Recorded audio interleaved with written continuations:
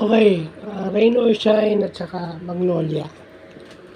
So, anong makikita natin dito sa game na to? Although Magnolia has the height and has the system, Rain or Shine is playing with pace, not only offensively but defensively. Okay? Dahil sa kanilang athletic ability and yung kanilang mga long arm na players, nakaka-disrupt sila ng passing lanes, no? They can take yung big man ng Magnolia like Ian Sanggalang and si Laput of the dribble, no? Yung health defense sila, si Gabe Norwood nga nakakasupalpal di ba? Tsaka hindi, yung 3-point shots ng Rain or Shine pumapasok. So, Rain or Shine made shots plus their defense click, yung kanilang athleticism defensively lumabas. Disrupting yung ball movement ng Magnolia.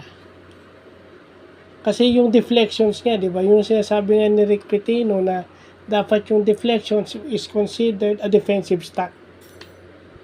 Marami silang nakukuhang ganun. At syempre, pag nakuha ng Rain or Shine, yung tatakbo sila.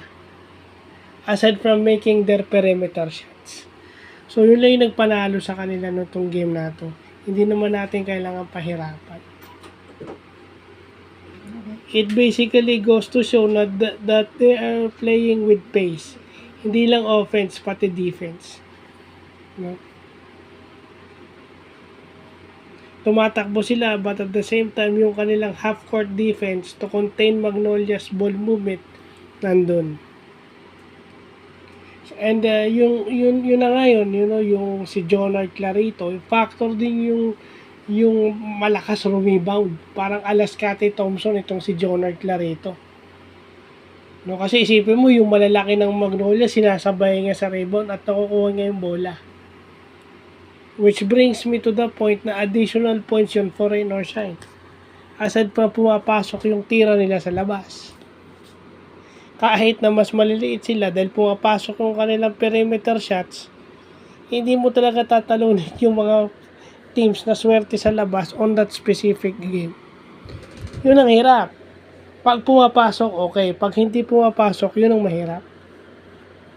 Kasi nawawala ng bisa yung zone defense ng Magnolia.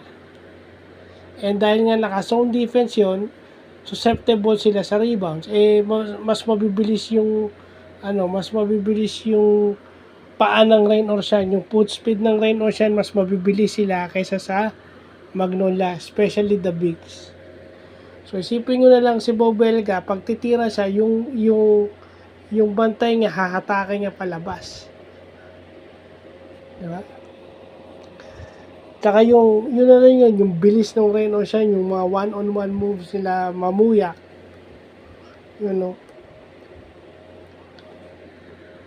Kasi si Mamuyak, pwedeng tumira ng 3 points, pwedeng mag-medium range, pero nga siya runner.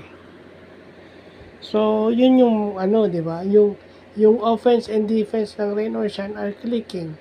Although nandun yung Magnolia, pero hindi mo na kayang talunin yung team na pinabuelo mo ng maaga. Ganun na nangyari. So, yun lang po.